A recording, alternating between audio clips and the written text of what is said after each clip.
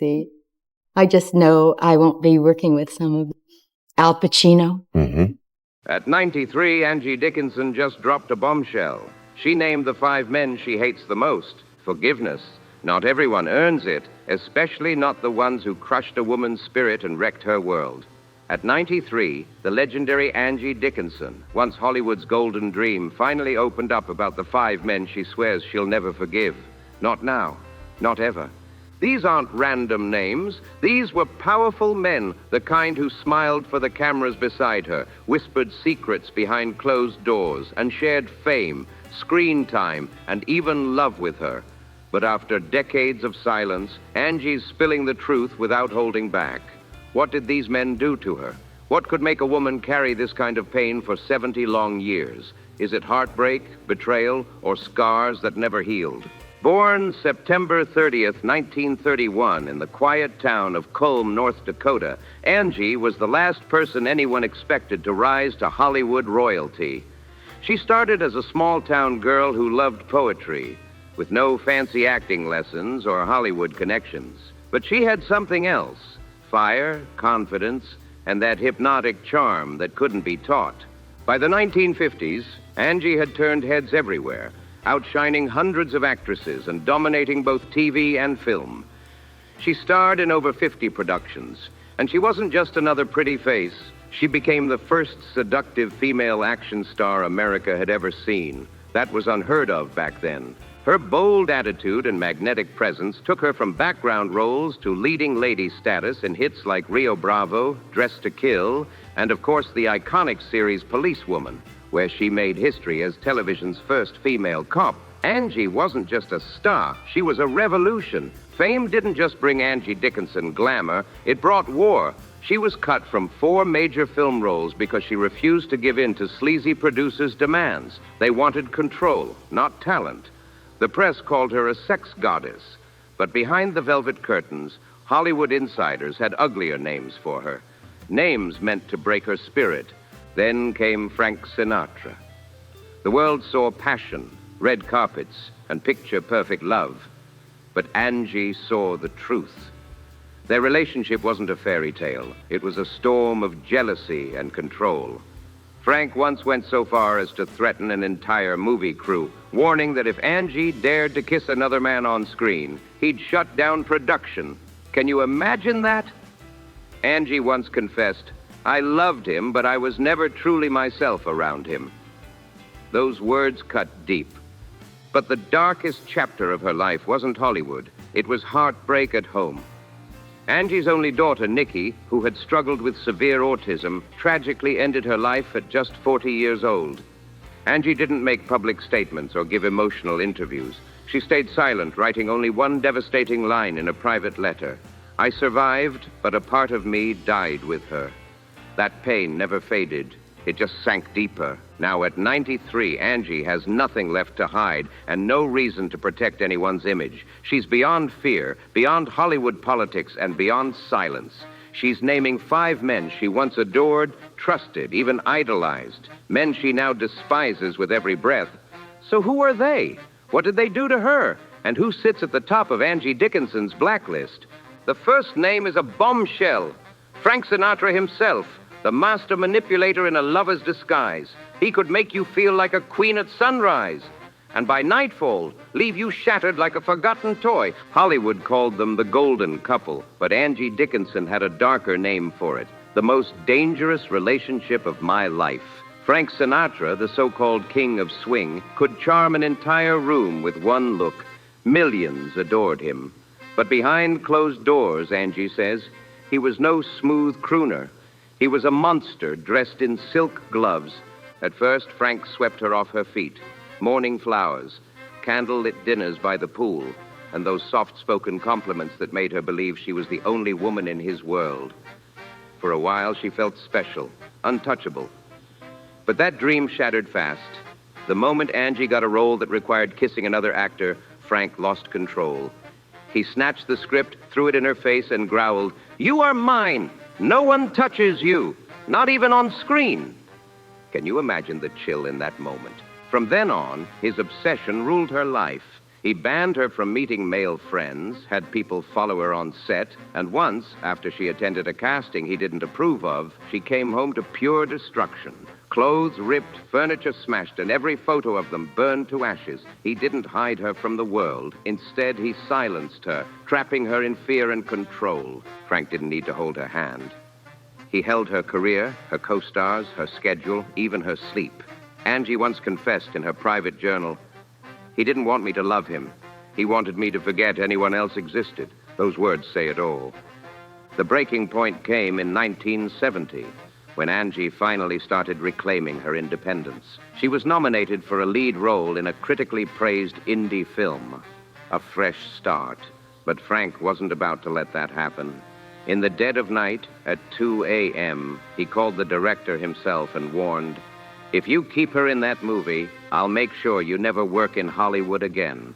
That call ended her chance and marked the night Angie Dickinson's golden love story turned into pure ruin. The role vanished overnight. No warning, no explanation, just gone. That's when Angie Dickinson finally understood the truth. Loving Frank Sinatra wasn't romance. It was a prison made of gold.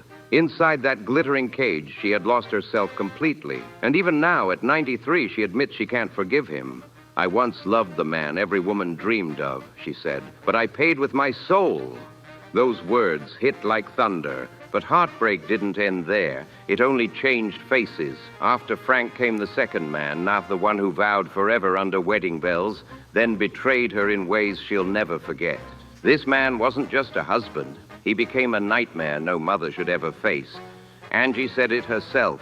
The second man, Burt Bacharach, my husband, the man who turned me into a stranger to my own daughter. When people asked if she hated him, she didn't hesitate. "I don't hate," she said. "I loathed, because he didn't just walk away from me. He abandoned our daughter, too." Her words sting with decades of pain. Burt Bacharach, the celebrated composer, the Grammy-winning legend who shaped the sound of the 60s and 70s, to the world, he was a musical genius. But to Angie, he was just a man in a designer suit running from responsibility. They married in 1965, when Angie was at the peak of her fame. The press called them the perfect couple. She, Hollywood's dazzling star, he, the brilliant maestro. But behind the doors of their Beverly Hills mansion, perfection was just a cover for heartbreak. Angie cried through endless nights while Burt disappeared, claiming he was searching for inspiration. Inspiration, more like escape. After their daughter, Nikki Bacharach, was born, a sweet, innocent child diagnosed with autism at a time when the world barely understood what that meant. Angie broke down, terrified but determined to protect her baby. Burt, however, grew colder by the day. "I held our baby in my arms, shaking," Angie later recalled. "And all he asked was, 'Will she affect my schedule?' That single question shattered her. Proof that fame and genius meant nothing when compassion was missing. From that moment on, Angie Dickinson stood alone, a single mother carrying the full weight of the world on her shoulders. While she devoted her life to Nikki, her daughter, Burt Bacharach chose the easy way out. Yachts, parties, and beautiful women filled his nights while Angie faced every heartbreak in silence. There's one story that still haunts her. The night she called Burt, desperate for help. Nikki needed a special treatment, and Angie begged for his signature to approve it. His response? Ice cold. "I'm recording. Don't call again unless she's dead." Those words cut deeper than any wound, but what came next was even crueler. Angie discovered that while she was pregnant, Burt had been secretly seeing a young singer. Not just once, but for months. And the worst part? He brought that woman into their home while Angie was sleeping in the next room with their newborn baby. She once said, "I woke up in the middle of the night and heard their laughter downstairs. It wasn't music. It wasn't art. It was betrayal." That night broke her heart beyond repair. By 1981, their marriage was over. The tabloids sugarcoated it, calling it an amicable split. But the truth was anything but sweet. Angie never forgave him, not because of the infidelity alone, but because he destroyed the fragile, innocent world of a child who just needed her father's love. But fate wasn't done testing her. After Burt came another man, one who wasn't a husband, lover, or friend, but far more dangerous. He didn't need charm or power of touch. He ruled Hollywood with a single phone call, and with one cruel sentence, he crushed Angie's career and freedom in less than a day. That man was Jack Webb, the most powerful name in entertainment at the time. Angie revealed, "He didn't need to touch me. Just one phone call was enough."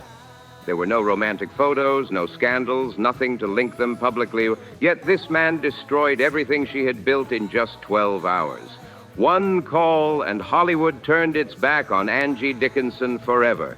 He was a television kingpin, the mastermind behind hit shows that ruled the 1970s. Every actress in town knew his name, even if they feared to speak it aloud. On set, you smiled for him, even when your heart was breaking. Because one wrong move could erase your entire career overnight. Angie Dickinson remembered it vividly. "I once refused to sleep with him," she said, "thinking I was finally famous enough to be respected. But Hollywood didn't play fair. By morning, 3 major roles were gone, wiped clean from her future. Contracts canceled, no reason given, just silence. Then came the whispers in dark hallways. 'You said no to him. You're finished.' And just like that, her name was whispered like a curse. No one dared to challenge him. No one even looked him in the eye during meetings. That man could turn a leading lady into an outcast with just a few words, and he enjoyed doing it." Angie didn't beg or cry. Instead, she quietly packed her dressing room, dignity intact, and walked away. But that day, she learned one brutal lesson. She could conquer audiences, but she could never conquer the system that thrived on fear. Yet her story didn't end there, because another man was waiting in the shadows. Not a producer, not a husband, but someone who claimed to love her more than life itself. That love, however, came with chains, obsession disguised as devotion. This was the relationship that haunted Angie for 40 long years. Now she's naming him, the 4th man, Larry King, the one who loved her in the cruelest way imaginable. He didn't hit, didn't shout, didn't call her names. He just watched every move, every smile, every moment she dared to be happy around someone else. His silence was more terrifying than any threat. Over time, Larry didn't need to raise his voice. He simply dismantled her life piece by piece until all that was left was dependence and fear. He wasn't as legendary as Frank or as powerful as the producer, but he was calculated. He made Angie believe his love was the purest thing she'd ever known. Every touch, every tender stroke of her hair, all part of a cage wrapped in the illusion of love. Every word he spoke felt like a script written to trap her mind forever. "If you leave me, I won't survive," he warned. "But I won't let you live in peace either." Those weren't vows. They were threats, wrapped in romance. Under Larry King's shadow, Angie's life started to crumble piece by piece. Her friends stopped calling, her laughter faded, and her work disappeared. She wasn't living anymore. She was surviving inside someone else's obsession. Each time she came home 10 minutes late, he exploded in rage. Every time she complimented someone on TV, he'd hurl something across the room or smash the screen in a jealous fury. Once, he even planted a hidden microphone in her car, just to listen, just to see if she sighed when another man's name came up. Who does that? And when Angie finally tried to break free, things turned terrifying. He spiraled, drinking, smashing a mirror with his own head, and collapsing onto her shoulder, bleeding, whispering, "I love you so much, it's driving me crazy." That moment froze her heart. It wasn't love anymore, it was madness. Angie later confessed, "I used to think pain was the price of great love, but now I know real love never comes with fear." Those words carry the weight of a lifetime. But even after all that, the biggest shock was still waiting. The 5th man wasn't a lover, not even an enemy. He was someone she once trusted completely. A man who called her family, who smiled for the cameras beside her. But behind the scenes, betrayed her in a way she still calls the most disgusting betrayal of my life. He didn't hit her, didn't threaten her. He destroyed her with words. One sentence said in front of 20 people, and her reputation was gone. Angie said she could still hear his voice. That man was Johnny Carson, the smooth talker, the king of late-night television. The fake smile, the public slap, she said. He stepped onto the stage, hugged me in front of hundreds, then leaned in and whispered something I'll never forget. I just saved you from being humiliated. That whisper wasn't protection. It was poison, and it silenced Angie Dickinson for decades. Don't make me regret it.